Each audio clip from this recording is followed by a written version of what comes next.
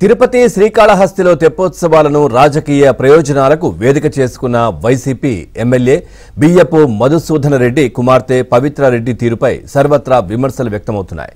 శివరాత్రి బ్రహ్మోత్సవాల్లో నిర్వహించే తెప్పోత్సవాలను చూడడానికి వచ్చిన స్థానిక మహిళలకు చీరల పంపిణీ చేశారు. ఆ సంగతి తెలియడంతో మహిళలు వందలాదిగా వచ్చేశారు. దానితో అక్కడ తోపులాట జరిగింది.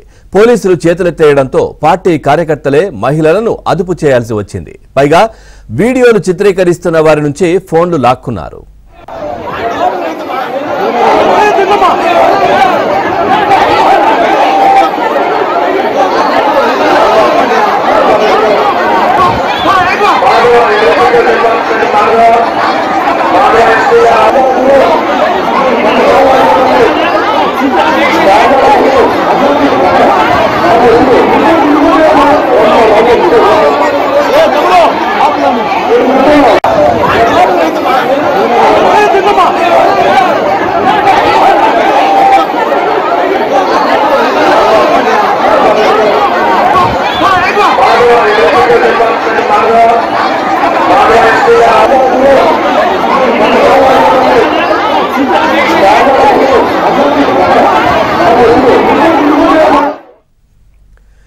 చూస్తున్నాం. తిరుపతి శ్రీకాళహస్తిలో తెప్పోత్సవాలను రాజకీయ ప్రయోజనాలకు వేదిక చేసుకున్న వైసీపీ ఎమ్మెల్యే బియ్యపు మధుసూదన్ రెడ్డి కుమార్తె పవిత్రారెడ్డి తీరుపై సర్వత్రా విమర్శలు వ్యక్తమవుతున్నాయి.